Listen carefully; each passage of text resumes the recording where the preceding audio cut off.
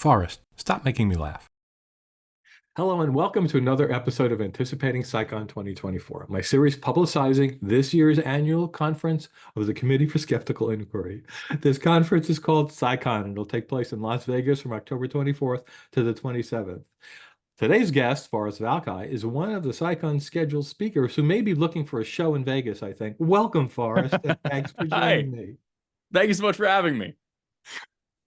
So, for those who don't know your background, let me Yeah, read your bio. This okay. is from the CSICon speaker site. I don't know if you gave it to them or if they poked around on the internet, interwebs, and found all Mhm. this stuff, but it says, Forrest Valkai is a biologist and science communicator who uses his platform to teach exciting science lessons, promote compassion and skepticism, and share his boundless love for life with audiences of all ages. I'm sure that's an exaggeration because 1 month old can appreciate you.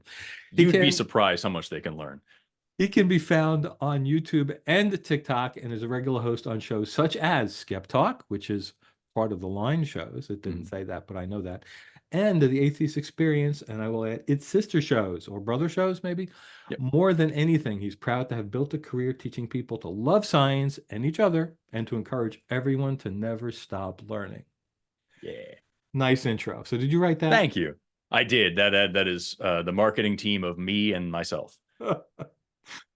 I had somebody who wrote in the last line kind of facetiously, something like, "Oh, he loves to have to write nonsense about himself," and they left that there on the CSICon site. It is true. I suck at self-promotion, so like that's the most self-aggrandizing thing that I could possibly come up with. Is like he teaches science on the internet. It is generally excitable. Seth Andrews refers to me regularly as this Jack Russell Terrier, and so like that's if I can kind of capture that in my description and my self-promotion, that's all I can do. That's a good job then. Yes. So the intro mentions TikTok, and Mhm. tell everyone your channel name. It's a renegade science teacher. Yes, and the same on YouTube. Yeah, so if you go for at Renegade Scientist, you'll find me there as well. But I usually just go by my name on YouTube, and I'm trying to just use my name for most things. Renegade Science Teacher was this kind of play on the idea of being a science communicator, and it was especially important because I'm from Oklahoma, and I was an informal science educator for like 10 years. And for anybody who has a well-funded and functional education system and doesn't know what that means, here in Oklahoma, our education system is so poorly funded and so broken down that they have to hire people to come in and do what they call enrichment programs or informal science ed to come teach classes, workshops, assemblies, whatever, either for public schools, sometimes private schools, even colleges, libraries, universities, whatever. And so I did that for like 10 years. I would go out and do all sorts of cool science shows for people from elementary school up until freshman, maybe sophomore college. And I was constantly getting in trouble for teaching things like evolution and the age of the Ooh, earth and all these other ooh. controversial Climate change? Did topics. you mention climate change? Oh Lord, I actually did get yelled at for that a couple of times because I live in the buckle of the Bible Belt, and so renegade science teacher was my way of saying that I'm going to teach the science that actually matters. I'm going to teach it in the way that works for me, and I'm going to teach real damn science. And then as I started getting on the internet and realizing just how isolated I was here in Oklahoma, the name kind of became a little bit more irrelevant. So just you can just look up my name if you want to find me anywhere, or you can find all my channels listed on my website. I get it. So my sister lives in Oklahoma connected with the university, and even at the Really? university level, there is problems. Yeah, yeah. Yeah. Yeah, OU has a page on their website about like why we teach evolution here, and I've never heard of any university anywhere that has to It has to justify. Listen, explain guys, that. Right, we're right, gonna teach science, and here's why. right. One of the playlists on your YouTube channel, I started watching a bunch of them. And I found it fascinating. I love reaction videos, and so it's called Reacteria. Am I pronouncing that right? Reacteria, yeah. So, bacteria, cafeteria, where'd that name come from? Yeah, it's a bacteria. It's like the knowledge will spread and grow across the internet. It's such a ridiculous idea. I forgot as my wife and I were playing around with ideas for shows, and she came up with that one, and it just we laughed for like 45 minutes at how absurd it was, and so we stuck with it. Um, yeah, Reacteria is where I watch creationist videos, videos that claim to be able to debunk evolution in 5 minutes or less, and explain all the things that they're saying that are completely nonsensical, and then teach a little bit about how evolution actually works. I rarely have to leave like the intro to bio for non-majors level of how evolution works, but sometimes it gets pretty interesting. For example, we did the episode with about Stephen Meyer, and his claims that DNA is just like computer code, and since you can't randomly change computer codes and get new video games, therefore you can't randomly change DNA and make new creatures. And like, okay, so here's the 7 different layers where that's wrong. Not even just in biology, but even in computer code. Here's why that's wrong. So like those things get a little bit more technical, but probably the most popular videos are the reactions to this couple of kids called John and Jane who Oh, I read haven't their seen those yet. Tell me. Oh, you're gonna love them. The John and Jane series is made by an organization I believe called Genesis Apologetics. And it's these 2 high school age kids who read their high school biology textbooks, and it says here that natural selection is when random changes are selected for by the environment, but how does random chance make eyeballs? And eyeballs are so perfect, and it's just really, really, really basic Not level. not Yeah, perfect though. That's yeah, part of that exactly. Yeah. problem. And it's just these really basic, apologetics arguments of like, they say that there were these mass extinctions, but really you'd get the same kind of fossil deposits from a global flood. And so that must be what it is. Uh, and so going through their videos has been so much fun because it's like this old school kind of like quirky kid show editing, early internet style, and the arguments are so superficial and bad. And so seeing me get increasingly frustrated while trying to teach the basics of biology has been a real, apparently just a big hit for my audience. People love them. And so I'll be making another one of those this month about some video about like top 20 questions that evolutionists can't answer, and it's like, why are there still monkeys is the question. It's like, dude, come on. So, um, your other thing on the web I found was with your last name, Valkai Labs. So what is that? Yeah, Valkai Labs is just the name of the combined efforts of everything that I do. It's just the company name for me trying to make the world a better place through science education. So it's a site that The you've collected all the other links for YouTube and TikTok and all this. Yeah, it's just my brand, and if I had to give it like some sort of mission focus to make it make sense, is that like I take science education super seriously, not just in so far as I want to impart knowledge, but also I think that science education improves a person's life, it improves the lives of those around them, and it does those things because it changes your perspective. You can't be a racist person if you understand human evolution, especially the evolution of things like skin coloration. It precludes that kind of thinking. You can't be a sexist if you understand like archaeological theory, if you understand the history of human civilization and the systems and structures that were implemented relatively quite recently, that we've kind of just grown to implement into our heuristics. You can't be homophobic and whatnot if you understand a little bit about the diversity of sexuality and nature. And so like teaching these lessons in science, I think also makes you just a cooler person in general. And so that's kind of like if I had to give Valkai Labs kind of a focus, it would be that it's helping people learn to love science and each other. By teaching these big kind of cosmic scale lessons about life on this planet and about our place in the universe and what life is and what it means and what you get to make out of it, and helping them to appreciate their role in this civilization and appreciate the diversity of life around them, including human experience. That's all kind of like what the big picture goal is. So if I was roping up all of my work into Valkai Labs, that'd be what that is. But Okay. the actual answer is it's just what I call the crap that I do online. All right, so we're going to talk more about the crap you do online in a little bit. But Thank first, you. I want to talk about, well, I guess this is some of the stuff you do online. I know you personally from, well, I know you from because I listen to a lot of the shows done by the ACA, the Atheist Community of Austin, for people who don't know that, Yeah. which is Atheist Experience, which is the oldest show and their sister shows. And you're constantly popping up on all of them. So I just They can't assumed get rid of all of me. them. So have you been a co-host on, which of them besides the Atheist Experience have you co-hosted? I've also done Talk Heathen and Truth Wanted. And secular sexuality back when that was a thing. So I've done those ones, and the only ones I've actually hosted on a regular basis is the Atheist Experience and Talk Heathen. Okay. So are you still doing that now, or is that something in the past? Yeah. Yeah, Okay. so I had to take the summer off because we were doing tours in the Galapagos this summer. But I'm back now, and I will be Do, do, at the do, Bat do, Cruise. do you notice the Sorry, shirt, by the way? I wore this for I see a number 6. I can't see much else. the 60th anniversary of the Charles Darwin Center because I was Ooh, there. Yeah, five that's years ago. great. That's awesome. Yeah, the Charles Darwin Research Center is on Santa Cruz Island, for those who want to know. And Santa Cruz Island is one of the only islands that Darwin never went to. But it's a really cool place.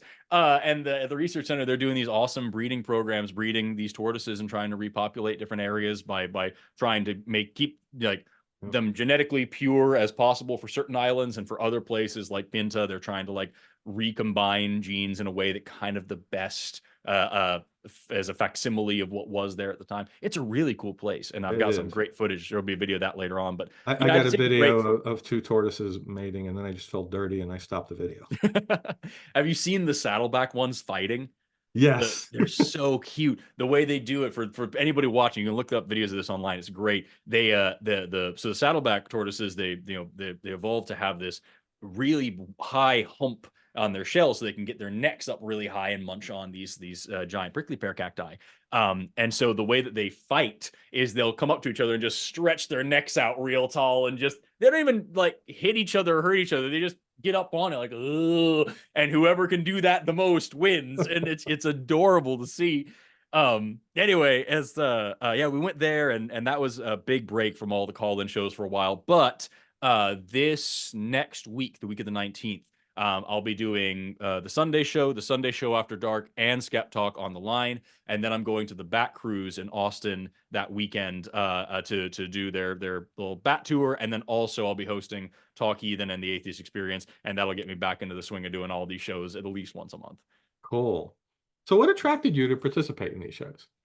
Oh, dude, it's such an important mission, because like I am a very staunch anti-theist as well as an atheist. I think that religion is not only not only wrong, but it's also harmful. Supernatural thinking, dogmatic thinking, religious thinking. It's a problem not only for individuals but also for societies. And so that's something that I've wanted to talk about for a very long time. And I looked up to people like, Richard Dawkins and Sam Harris and Matt Dillahunty and all these people that were so famously going out and, kind of crusading against this sort of supernatural belief systems and showing the damage that they do. It's, when you listen to people like Christopher Hitchens talking, it's not just like, hey, I don't believe you, here's why. It's, hey, I don't believe you, and also here's all the real world harm that's happening because people are buying into this. And if I just change the words from, Jesus to Roland the Goblin in my closet, you would agree that this makes no sense, and that it's a terrible thing to base a legal system around and a moral system around. And so helping to free people from those chains and helping them to kind of come face to face with the real harm that these things cause, and helping them to recover a little bit from the trauma that's caused by especially like purity culture and such. That's very deeply important to me. And I remember, while I was doing the informal education thing, I worked at a science museum for a little while. I was writing curriculum and then going out and doing classes at the public schools around the Tulsa area. And I remember all these days we were teaching these classes on like motors and stuff. And so I'm sitting in this garage with a soldering iron, building these little DC motors all day long so we can go teach this stuff. And I've got the Atheist Experience in my headset, just listening to hours and hours and hours of Matt Dillahunty and Tracy Harris and all these, superstars, and they're just tearing religion apart. And as I'd listen to them, be like, damn it, I could have answered that. I could have answered that. I could have done it if just as well. If I could have done a different angle. They'll talk about evolution. They'll be like, well, I'm not a biologist. I'm like, God damn it, I'm in school to become a biologist. I could have answered that question. So I love all those guys. I mean none of this to disparage any of them, but like I was at that time, I was at the very beginning of my undergrad. This was like probably like 10 to 12 years ago. Like, it was a long while ago. And so I'm listening to these things. I'm like, I know that I know this stuff. And if I don't know this stuff, I'm about to know this stuff. And so like it was just my dream to do shows like that. And so when they, reached out and wanted to do these things, I'm still freaking out that I get the chance to to take these calls and to really share a different perspective, because I feel, especially where I come from here in Oklahoma, you know, they still think that atheists have hooves and horns, and that the whole thing that we want to do is just cook babies and strip people's religions away from them and take away their livelihoods and all these terrible things. And there's a lot of the time where people call in and they genuinely can't wrap their head around the concept that not only does somebody not buy into this stuff, but they're actually opposed to it. So It helps. have you ever had a call on one of those shows that significantly changed your perspective or made you think about something? Yes. I've learned that I need to learn more about computers, and I need to learn the philosophy words. Because there's a lot of people that call in and say a bunch of words about whatever metaphysics, dialectic, somethings, And then do you and just say, it's wait for J Mike to be here? yes, that is exactly what I do. Right. Because like that's Right. it's just Right. not my area. Or if somebody calls and talks about computers, I'm like, yo, we've got Wait, why are Jim they Barrows over talking? here. Wait, I'm confused. Maybe call it what people who are going to watch this are going to be confused too. Why Yeah. would people call a show about religion to talk about computers? What's the Oh, connection? dude. It's either something about simulations and how we run simulations on computers and AI something, and therefore the universe is made by God in a similar way, or it's the Discovery Institute's nonsense about like, well, computer code has to be coded by a coder, and therefore DNA has to be written by an author as well. And I learned actually through Reacteria, where I would say like, hey, just so you know, nuh-uh, because and here's a bunch of reasons. I had a bunch of computer engineers and software engineers and stuff get into my comment section. Just so you know, also, Forrest, yeah, computer code can write itself, and we have genetic algorithms where computer code does evolve. It tries out different stuff to see what works in Skynet, itself. Skynet. Yeah, yeah, exactly. Yeah, and like I've learned all that stuff, and so like that, those are things that would make me a better debater and also just a better scientist to know more stuff. So those are things that have made me think that I need to do some more studying. Mm. To the point that I think you were trying to make, no, I have not had a call that has ever made me seriously question whether there was a God or not, or seriously made me question whether or not this God is good, if it does exist.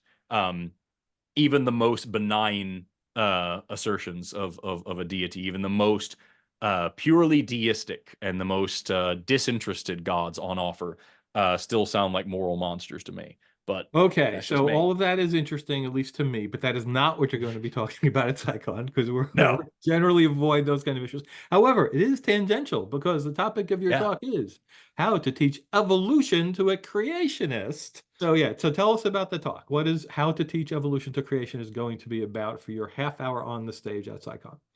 Yeah, so it's going to be just drawing from my experience from things like Reacteria, where I'm taking creationist content and turning it into science education.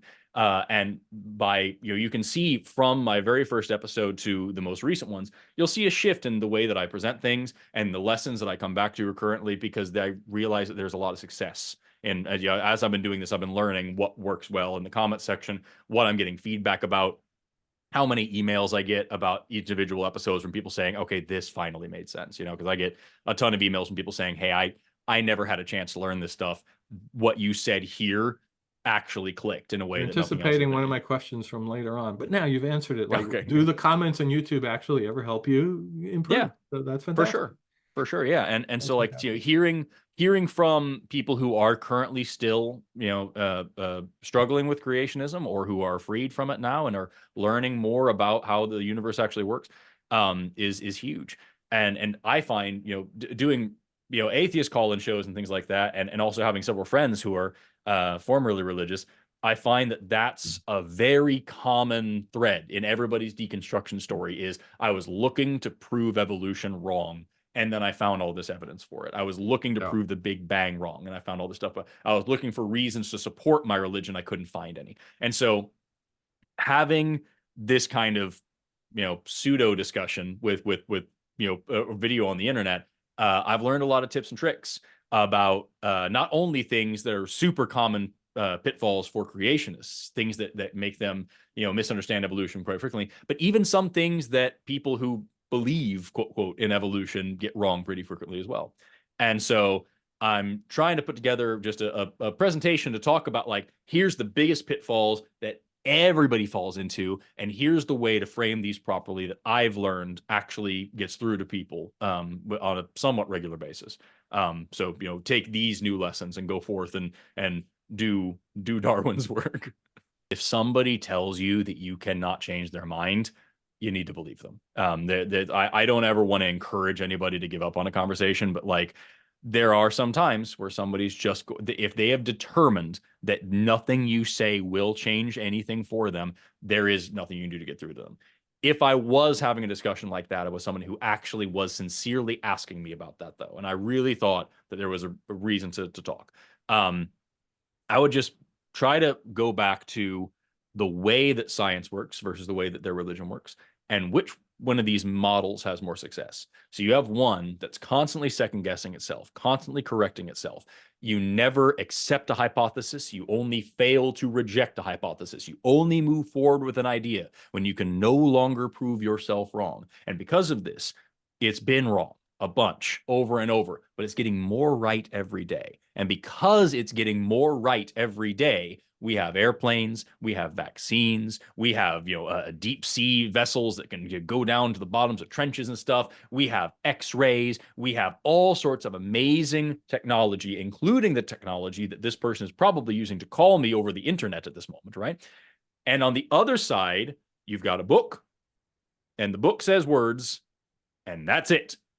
And it just so happens to be probably the Bible in this case. It's the book that says that plants came before the sun. Okay, what's going on there? It's the book that says that stars can fall out of the sky and land on Earth. How does something that's a million times bigger than something else land on that thing? What does that mean? And so, if this is what you're staking everything on, then you're going to have to square that circle more with the world that you live in and the technology that you surround yourself with, more than you have to try to argue it to me. If you're going to go to the doctor after a serious accident or a serious illness, it's because science works and your book doesn't. I was raised Catholic, and it was interesting. I never had this problem where I was taught that the Old Testament was literal.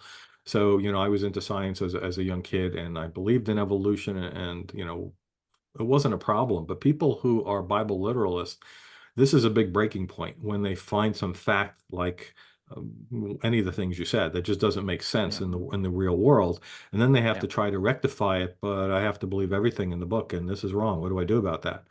Yeah.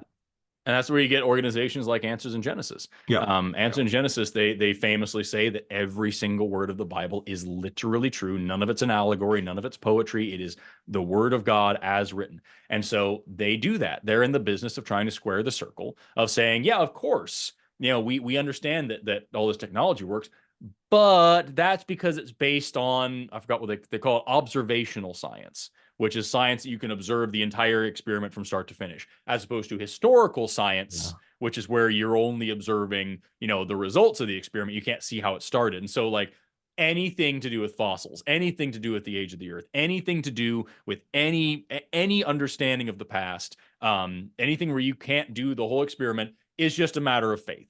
And only experiments that you can do start to finish in the lab count as science, real science to them. And because they take that bizarre approach to the natural world, they just kind of ignore things like fossil fuel industry, which is completely reliant on our understanding of the age of the earth, our understanding of radiometric dating, things like this. And they instead just say, well, when we look at bones of dinosaurs, we have to admit that these are real dinosaur bones. So that means that they're dragons, because the Bible mentions dragons. So that's dragons, and that's what that is. And if you let these lizards grow long enough, any lizard today, if it was 1,000 years old, would be the size of a dinosaur. And of course, there's no experimental evidence to back that up because it's historical science. You can't prove it because you haven't lived that long. And you have parts in their page where they talk about, Balaam talking to his donkey. Yes, that donkey actually opened its mouth and spoke Hebrew because it says so, and you can't prove that it didn't. And when the Bible mentions unicorns, they have a whole page saying, well, we have in the fossil record all sorts of animals that don't exist today, so who's to say unicorns didn't exist at some point? And also we have rhinoceroses which have one horn, so why not a horse with one horn? And all these justifications for, no, actually, yeah, unicorns do exist, because you can't prove they don't. And that fits with modern science today, because science today is all about what you can't prove isn't real, I guess. Have you Yeah, visited the Ark Encounter? not yet. Not yet. So there are dinosaurs in there. So at least Yeah. Ken Ham doesn't think about the dragon things. There are like dinosaurs, like they Yeah, weren't. they Yeah. just call them, they equate the two. They say that dinosaurs and dragons were the same thing. Hmm. And so they say that dragon was just the common term for what the dinosaurs were, and they lived at the same time as humans, and they were rocking around giant lizards because before the flood, everything lived for a real long time and got real big, But except for tell me, humans, I Forrest, guess. why did God, I guess, must have collected all the animals because they had to come from different parts of the world. And Right. He knew where the Ark was, so they all went to. Why did he bother putting the dinosaurs on there if they like didn't make it off? Because there were no dinosaurs afterwards. right? And that and so many other questions. Why didn't he save any plants? And because there were no plants that I can hear of on the Ark, how did all the land plants survive under salt water for all that time under the oceans? What was going on with that? And I felt Why? bad thinking the koalas had to crawl all the way back to Australia, and they only eat one kind of plant, and that's not even anywhere else besides Australia, and they're all And dead. that's of what sin were the Uh, koalas guilty that they mm. all needed to die except for two of them? And furthermore, like there's so many diseases that are species specific, and you only have two of each kind of animal. Every single organism on that ark needed to be infected with every possible disease for its species, including all the STIs. Noah was a 600-year-old man riddled with STDs. The man had trichinosis coming out of his ears. And that's the only way that we would have those things today, because evolution isn't real. So what? Just I can't. You have a boat full of terribly sick animals, and then they all get off the boat, and not a single one of them dies between where they're at and where they're going, and also produces a huge population before they all die from all of the gonorrhea that they have. What's going on with the Plus, ark? all the Oh, so carnivores would have been mighty hungry, and a lot of tasty treats around them. So there's probably a yeah, lot of maybe they ate the dinosaurs when the dinosaurs got off. that must have been what it was. That must have been what it was. There's so many questions. There's so many questions Mm. that you have to professionally not ask. I'm an aerospace engineer at the time. I'm retired now, but I was working with aerospace engineers who had masters and PhDs and all sorts of things. And some of them were young Earth creationists who were homeschooling their children and believed in the Ark. Now, How? How? you know what? I have worked for so early in my career, I worked for a guy. He was an atomic and molecular physicist and a very devout practicing Catholic. And I asked him, I was like, why? What's going on? Like, how do you do this? And his answer to me was that the beauty that I see in the universe, the intricacy that I see, is worthy of the God that I believe in. And I thought that was the best bad answer I could possibly ask for. In my opinion, in order to be a scientist and also be a creationist and also be especially a theist, you have to have a completely different set of thinking for this one thing than you have for absolutely anything else. One of my favorite questions to ask on these call-in shows is, would you use the same thinking you're giving right here for anything else? And I've yet to have anybody say seriously that they would. Would you seriously, as a scientist, take 2,000 years of telephone game as your evidence for believing in any? If I came to you with the Big Bang, if I came to you with evolution, if I came to you with the rotation of the heavenly spheres, anything at all, and I gave you the kind of evidence that you're giving me for your God, would you believe me for 1 second? And of course you wouldn't. Of course you wouldn't. But, as Douglas Adams, famously pointed out, we kind of just make an exception for this thing. You're not allowed to criticize it or talk about it. Why not? Because you're not. Um, and that makes this cultural exception in our minds where we think that it's totally normal to, criticize every single thing about the universe and demand evidence for everything that you think you know. And even when you don't have the evidence, only allow things in that comport with the reality that you understand. But also snakes can talk, but only sometimes. And so like you just have to allow a special magical thinking into your brain, a special little compartment in your head for magic. And all I know how the universe expanded. I know how mass and energy work. I know how evolution works. I know all these things because I understand the evidence for them. But I also know that there's some guy who's just did it. He made this, made the things happen. There's this guy, and he's flying around in space on a space throne because he's a space wizard and he's cool like that. And he made the whole universe because he just wanted to. And then from then on, we need hard evidence for everything because that's the way that the guy made it. Like I just for me, I can't make that work in my head. And I think that the reason why we allow it so often is just because it's a cultural thing that we just kind of haven't grown out of yet. All right, let me bring you back to your roots. You're Sure. listed as an evolutionary biologist, Yeah. right? So what is that? What's your training in this regard? Yeah, so just a quick run through. I got a handful of biology degrees. I stopped using evolutionary biologist as a title because I don't really specialize in that anymore, but it is a big part of my undergrad. So I hold associate's degrees in education with a science focus, general biology, and liberal arts and biology. Then I got a bachelor's in integrative biology with an organismic and evolutionary bioconcentration. Went on from there to a master's in bioanthropology with a focus on zooarchaeology and thesis in paleoecological reconstruction through stable isotope analysis, studying human evolution by rebuilding ancient ecosystems. And right now I'm working on a second master's in biomedical science with a focus on human anatomy and vertebrate paleontology, which is only possible because the university I'm at has a small paleontology department. So they just roped it on into the biomed because all the paleontologists are really good anatomists and they could teach that. And so I literally I'll spend a summer digging up fossils and then I'll spend the fall working in an anatomy lab and working on cadavers. And it's just crazy. And so that's where I'm at right now. And so I used to just use evolutionary biologist as kind of like to talk about what I did because a huge part, especially in my undergrad and during my first master's, all I was talking about was evolution all the time. That was the main focus of everything that I did. Organismic biology, especially in my undergrad, was every single thing. Like, what is every adaptation of every organism and why? And so now as you know, when you get especially up into graduate level education, you can pick any one of 50,000 titles because you've just learned all these little things that you can put yourself into. I have a friend who she has a business card that's like a laundry list of zooarchaeologist, primatologist, paleontologist, this and this and that, all these different things that she does. I just say biologist now because it's easier and it's something people can wrap their heads around. I don't have to explain, especially teaching on the internet. I'm a biologist. I talk about biology. I study biology. I teach biology. I learned some biology. I got a handful of degrees in biology. That's all you need to know. And if I try to get into the details,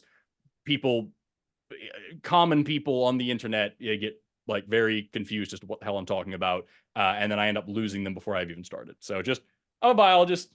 I learned some biology and I teach some biology. That's much easier to say. Well, you took a few courses in the subject. I'll give you A couple, yeah. And that's the thing. I kept getting, all these undergrad degrees because I just kept I would see one thing that I wanted to learn. I'm like, well, I haven't taken a course in that yet. Yeah, I don't know anything about parasites. I'll take this parasitology course. Well, I'm not that good at organic chemistry. I'll take another one of those. Well, I'm not that, And then they'd be like, hey, you qualify for this diploma. Do you want it? And I'm like, mail it to me. Whatever, and I'll do another one. And I thought it would be cool rather than, I'm currently debating whether or not I want to do a PhD because I know on the one hand, I don't have time for it. And I know on the other hand that it's the only thing that will make my imposter syndrome better and worse at the same time. So I might as well. But I figure I instead of doing the PhD, I'll just get 50 more associate's degrees. So instead of being Forrest Valkai PhD, I can be Forrest Valkai. And that's better. That's something you can really put on a business card. I love it. So, yeah, I've been impressed by your scope of what you talk about. It's like this can't be 1 degree in biology because it's amazing. But then again, you also go outside your specialty totally because you discuss cosmology and physics and Yeah, things like that. So what prep do sometimes. you do for that kind of discussion? And this comes up, by the way, people who are watching this, because people say, I'm going to challenge evolution. Let's talk about the Big Bang. That freaking happens all the time. and then you have to start there, right? Yeah, yeah. So how did you learn about that kind of stuff to counter those arguments? That actually really comes out of my very first degree in education. Is I took a bunch of extra courses in like physical science and astronomy and psychology and whatnot, because I wanted to focus on science ed on the whole. And that means I could not just settle down in biology. And I knew my very first intro to bio for non-majors course was taught by this guy named Dr. Brian Taylor, who is a virologist with the Army Corps of Engineers. Super cool guy. Doubt he's watching, but shout out to him. And he started the class. He was like, my goal in this class is to make one of you change into a biology major. And it worked. But I knew I was going to take a bunch of biology courses someday. So I focused on I took a bunch of extra physics and a bunch of extra math and stuff. And that early point of my education, in order to kind of fill in those blanks. And then as I got, especially into my bachelor's, I got to do a bunch of extra chemistry and a bunch of extra mathematics that I wasn't probably going to have access to otherwise. And I knew that once I got into grad school, I'd be so specialized, I wouldn't be able to explore too much. So I tried to soak up as much as I possibly could. I had the chance in my undergrad to specialize in cell and molec, and I chose integrative instead because it was a little bit of everything. I'd take a class in plant physiology, and then I take a class in human physiology, and then I take one in like pathophysiology, and I'd take all these different things that I could blend together to get a more holistic, big picture view of life on Earth, and then combine that with the little bit of background that I have now in physics and chemistry and astronomy and whatever like else. And I could now say, this isn't just how life works. This is how the universe works. And what you're seeing now is just this funky emergent property of totally normal, arbitrary chemical and physical laws that are not special in any other way, but just so happen to be making you. And I feel like that's a much more interesting and exciting way to frame biology.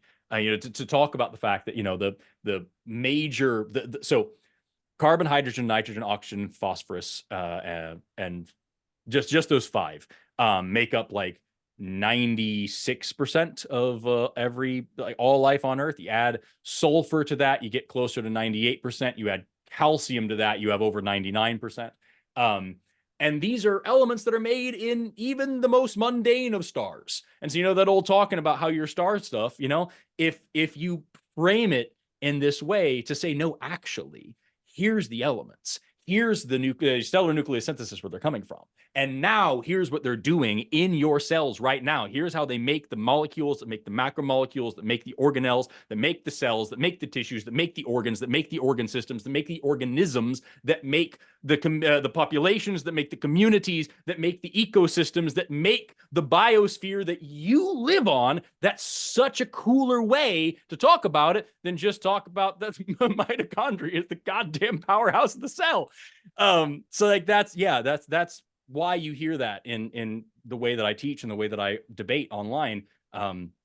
Is because especially early on in my educational journey, I made sure to go out of my way to take a lot more physical science courses and a lot more mathematics courses, and kind of build that foundation upon which to build my biology empire. Well, so with the state of the world and the fact that more and more people seem to believe actual fake news, how do you maintain your enthusiasm and passion for science? As I talked about in some of the other interviews I've done, everyone seems to feel this like we're fighting an uphill battle on a slope which keeps getting steeper and steeper. Like, how do you deal with that? It's really, really easy to get pessimistic. It really is. And there are times where I have a hard time getting up off the floor because it's too much for one person. And so if anybody out there is feeling dejected, know that you're not alone. It's because you're one dude looking at the whole world trying to make sense of it. That's freaking hard, dude. But as for me, I get so much inspiration anytime I can, especially if I can teach in person and work with people and like meet them at their level and see the gears starting to turn and see something click in their mind. It inspires the hell out of me. And I'm a very quixotic person by nature. I'm very recalcitrant. I always have been. And so when I see a big, scary problem, especially one that's systemic, like what we have here in the US, international viewers might not know, here in the U.S., our education system is so broken. We base everything off of property taxes. Rich kids get good educations, poor kids don't. And the way that we teach in this country is great for factory workers and stuff. It teaches kids to follow a bell and follow instructions, that they're impotent to change their situation. Especially here in Oklahoma, the funding's so bad we can't teach sex ed and driver's ed on the same day because it wears out the horse. So like for us here in America, it can get really tricky. But like I see that as a big fight with my name on it. And the harder it is, the more I smile at it. And that's just I don't know what it is about me. That's how I've always been. And so my favorite, I mentioned a second ago, I said I'm quixotic, and I picked that word on purpose because I love Don Quixote. Was my hero. And he said, that maybe I am mad. Maybe, living in the way that I do is madness. Maybe what I do is madness. Maybe too much sanity is madness. But the maddest thing of all is accepting the world as it is and not fighting for the way that it should be. I don't remember the exact quote, but that's my whole philosophy, dude. And so when I see, there's a lot of problems, and I do think they're getting worse, where we have a lot of cult behavior going on, especially in the political sphere. We have a lot of very scary, very borderline fascistic thinking and behaviors going on. A lot of it that isn't even borderline anymore, and that scares the ever-loving shit out of me.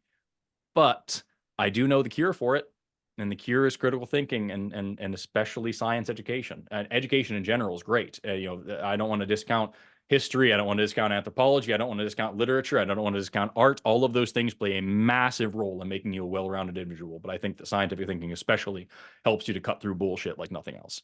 And so I see people like you and me and conferences like CSICon, bringing it back around, as a great way to fight against the bullshit of the world and have a hell of a lot of fun doing it. So I'm beyond stoked to get to be a part of that. That is the greatest joy of my life. I'm so glad you're going to be one of our speakers. So have you seen the list of the other speakers? Anyone that you're not familiar with, or that you are and we're really hoping to meet and hang out with? Dude, if I get to meet like the Brian Coxes and the Neil Tysons and stuff of the world, and just exist in a room with them for a minute, like that would be so cool, because like they've been huge inspirations to me for a long time. And like as I've grown as a content creator online, and I've attended like VidCon and whatnot, I've met a bunch of way bigger OG YouTubers and stuff.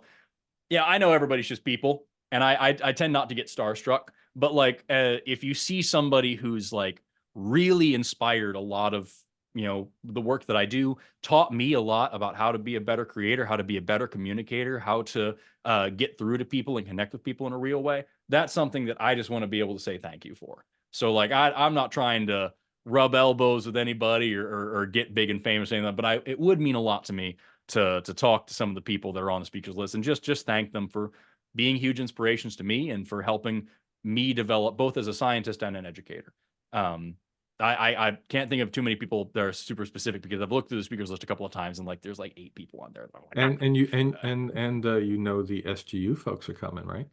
Yes, dude. So I just did an interview with them the other day, and they were incredibly nice. And I've loved Steve Novella for a long time too. His science-based medicine blog is so cool. It was crazy because right before then he was talking about, he did a TikTok live, which God help him. Why? And he did a TikTok live talking about intersex people, because there was all this controversy about that poor woman who from Algeria, the boxer in the Olympics, who's just trying to freaking play a sport, and the internet turned on her because people don't know how anything about sex or gender works. Apparently, that's not fair. That was very reductionist. I apologize, but like there's a lot of trolls and a lot of very noisy people out there who stopped learning biology in 6th grade and want the world to know.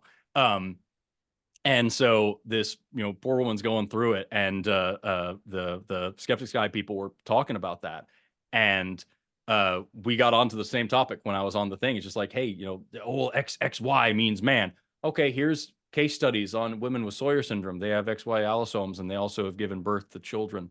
So like, what's that all about, right? And people are just like, nah, nah, science isn't real unless it's before the early 2000s. That's when we knew everything. Like, so it's so great to get to meet them, and I'm so excited to get to hang out with them. They've been also huge inspirations to me for a long time. It's such an honor to get to be a part of their show for even for a moment, and they're super nice. They were shouting out, I'm doing a huge charity thing right now. We're raising money for Doctors Without Borders by playing a tabletop game called Tales of the Valiant. So a bunch of my friends and I got together. We played this game. We call it Roll for Initiative. And we just, played like 36 solid hours of basic. It's like Dungeons and Dragons over the course of a week, all to raise money for Doctors Without Borders. And the Skeptics Eye people were shouting that out.